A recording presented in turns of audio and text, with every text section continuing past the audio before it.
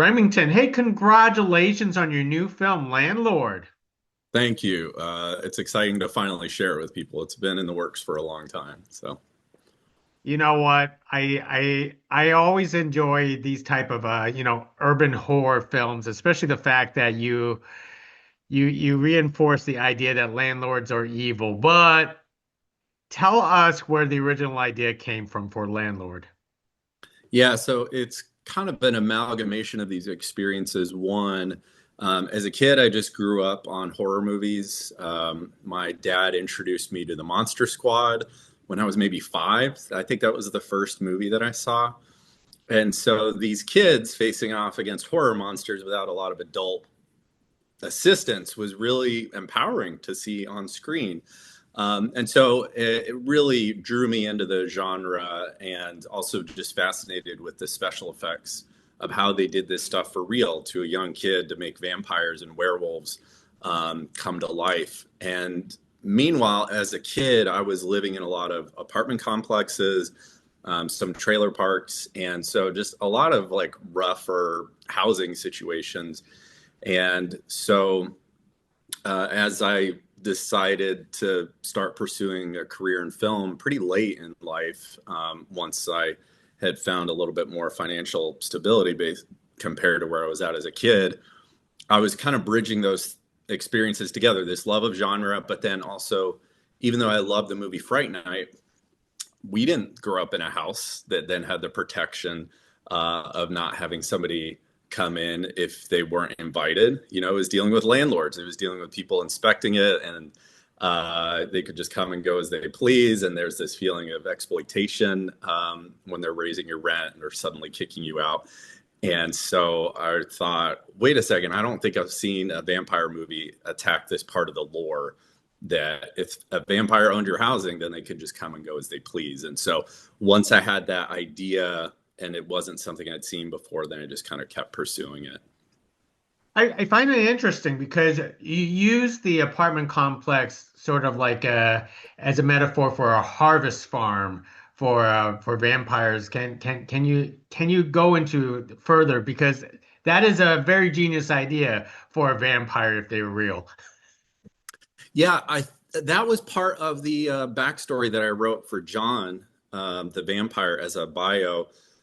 Before I segued into filmmaking, I was a history major. I thought I was going to be a high school history teacher. And so, as I was trying to figure out who this character is to really make him into a character and not just like an empty bad guy, I was just thinking, like, where is this creature man during different points in American history as things are changing, as societal relationships are changing? And so, for me, I figured he had had other ways of exploiting people. Like maybe he was running a hotel in St. Louis as people were like making their way out west, and maybe people are going to go missing along the way, and that would be kind of the norm, and it wouldn't draw a lot of attention. And so, connecting that to the modern day, I know some apartment complexes, people will stay for a long time, and they might find some sense of community. But the way it was for me growing up, we were moving all the time. And I feel like there were a handful of other people, it was similar. So there's a lot of turnover. So in the midst of that, the kind of the most marginalized folks are going to go maybe less reported, and on top of, well, that's just what happens, right? Like people either get kicked out or they stop paying their rent and they just leave. So I thought that that also would narratively work, that of course people wouldn't report it, they would expect something like this to happen, and then he's able to kind of hide himself within that real world situation that happens to a lot of people. So true. Now, for vampire movies, I always, in the horror genre, directors and writers often take two different routes when vampires. They either go with the traditional route, of the vampire rules cliche, or they try to reinvent, the vampire lordom. Tell us about going. I want to say you are going much more of the traditional route where you basically used all the vampire rules of everything, except I want to say just for garlic or mirrors. Well, I will say there is a touch of the mirror. It's not as evident as it was when I originally mapped it out. This is like a deep cut, so everybody like pause, and then hopefully you've had a chance to see Landlord. But originally, the opening shot was going to be more of a POV, and then when it came time to shoot, I was like, wait a second, we kind of don't have anything else like this in the rest of the movie. So I felt like the visual grammar of it would it'd be kind of taking us out of it. And then so it was more of a third person perspective as we see this like opening scene kick off. And then that was more in line with the way it introduced the other leads. So it did then mask a more visible kind of mirror moment that we have in the movie. But yeah, we didn't end up doing garlic, but part of it is you get to mine the things that were interesting to you. I mean, my own version of a quieter montage, because I just love those moments like in the Lost Boys when they're preparing for the onslaught. Just getting to do these odes or play in the toolbox of all of your favorite movies and then bring your own kind of flavors to it that you're interested in. But also in terms of what is the lore, it's interesting because the audience maybe has a loose grasp, but it was interesting in writing it to go, oh, but every movie, every story has slight tweaks to it. So you still need to make sure that the audience understands what the borders are. And so we made sure to have some little moments. I think it's like in the middle of the second act to kind of clarify some of that, where what kind of vampires are these? What are the rules in terms of what do bites do to you in particular and how people are turned? But it was a lot of fun to go back to some traditional Fright Night Lost Boys kind of lore for this. Some of my favorite movies, that's for sure. Now, in crafting the main protagonist here, you have the bounty hunter and the orphan boy, which is completely understand how the relationship actually develops. But tell us how like one is dependent on the other and how one is just has like a sense of duty and trying to push away. Yeah, in crafting the bounty hunter played by Adama Abramson, I was drawing a lot on a certain amount of, in some ways, if I'm being like super critical of the way that you grow up, if you're trying to escape poverty, it's almost like you're kind of pushing people away to make sure that you can survive. There's a certain amount of just like selfish, you've got to stay on target kind of thing. And so it was kind of thinking of what's the coldest version of who I could have become, where it's just like, I don't care about anybody else. I just got to get mine and that security.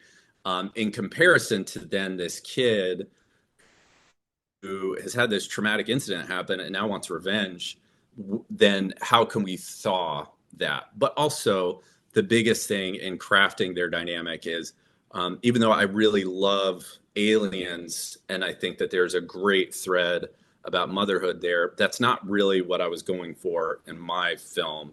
And especially since like if you put a woman on screen and then a child, you could just like force a presumption that I was like, we're not going to do that. Instead, it's like our lead is going to be like an annoyed aunt or an older sister. And so I was drawing a lot of my experiences as an older sibling to three others, so that it's more of like pesky, bothering rapport that is going to come through so that they're partners. And it's not the bounty hunter is trying to do everything for the kid and the kid is actually going to actually play a part in things and not just be waiting around to be saved. So. Now, in the the old Hollywood saying, never work with kids and animals. Tell us about working with Cohen Cooper in this case. He was great, and exactly to your point, I think we did all the things you're not supposed to do, much less on my first narrative feature, but that's what made it so exciting. And so Cohen just really got the attitude. He would just be joking and playing, like when we were at the hotel or motel for a sequence, and we had to have an Xbox hooked up so that we could play a prop. Turns out the Xbox had like Assassin's Creed on there. So during lunch, he's like playing Assassin's Creed. And then he just jumped straight into this emotional scene that is one of the big dramatic hearts of the film, like trying to make you care about the characters. So he would just switch it on a dime, which probably made it hard for Adama playing the bounty hunter, because I would hear them, especially long shots that I'm getting of them in the kind of Western tradition.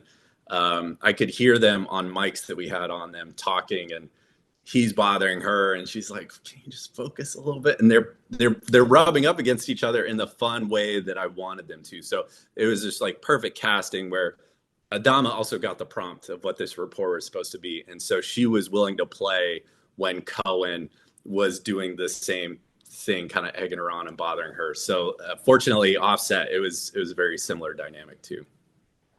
Now, I want to say, did you have Adama always pictured in this role? Because one of the things is a rarity is the idea of a bounty hunter, and most of us think of bounty hunters as males, but in this case, she fit perfectly as a really tough female, take no prisoners type of bounty hunter. Yeah, it's funny. This movie marks the kind of closing of an unofficial trilogy of mine, like that I was calling the Lonely Women trilogy. I did a student short called Beyond Shadows, and then after that, a movie called The Woods that's out and available on Alter and YouTube, and then finally this one. And so I was just interested in, if we know all the issues about Hollywood representation, what do you do with that information? Like, because if you get that information, but then you don't apply it in the ways that you're making your work, then what's the point in knowing the information? And especially as somebody who was raised by a single mom, and my mom I was so close to her, and then I had a lot of friends that were female and always felt kind of as an outsider amongst male groups. I was just interested in writing a character that was a little bit of an ode, of course, to Ripley in some ways, but then could also be distinct. So the bounty hunter was always female. And then I just got so lucky with Adama, because Adama just happens to live here where we shot the movie, and where I'm from, more or less, after as much as I moved around here in Louisville.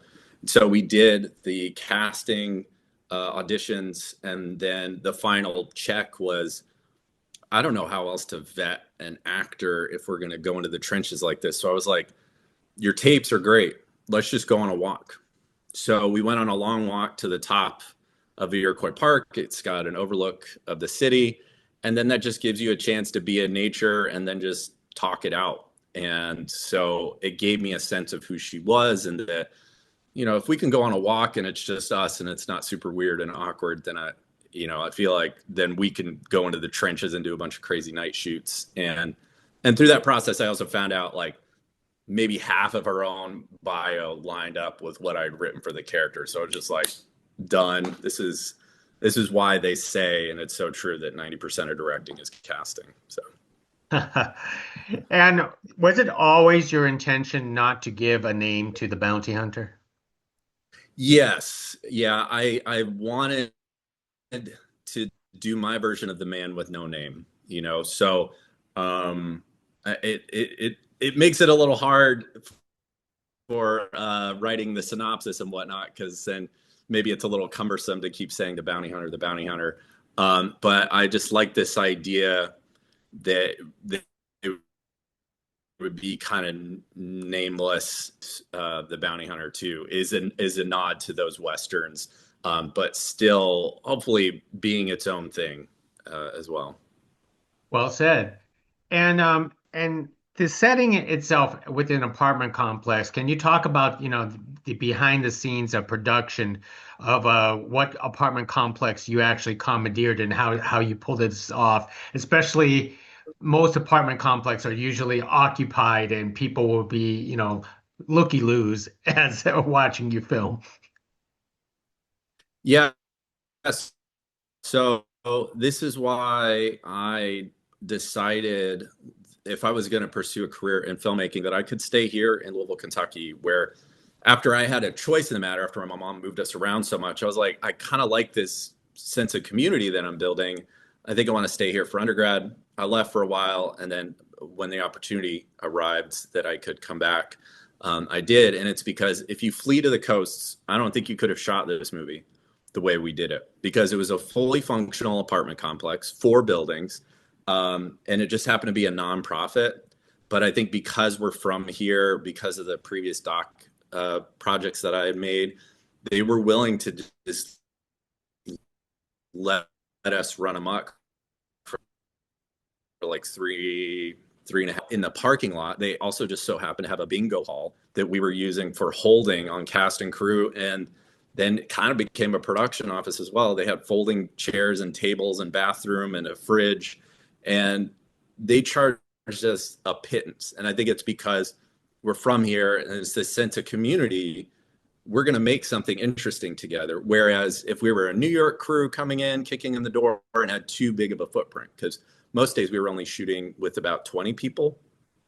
So knowing that I wanted to go into real operating locations, it was very intentional to keep the crew as small as possible.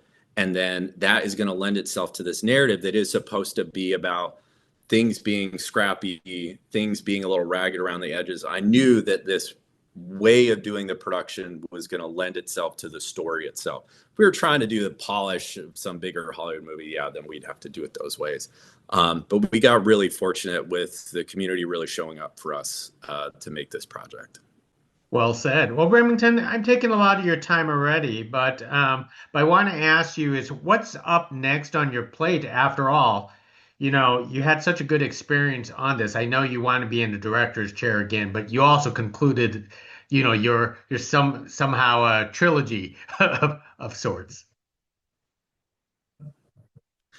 Yeah, right now I've got a longer form, maybe coming of age road boat movie idea that I'm working on. But to be very, very blunt, things in the United States feel so uncertain in the political situation that it's hard to know where to kind of put your eggs at the moment. And so I also think maybe some shorter projects, since it's been so long since we completed production, just something that I can get some of the same people together again in Landlord, be like, let's put a small thing together that is maybe also representative of this moment and how we're all feeling, and just find a way to be creative in these times. So, yeah. Well said. Remington, thank you very much for speaking to us about Landlord. Keep on doing what you love to do the best.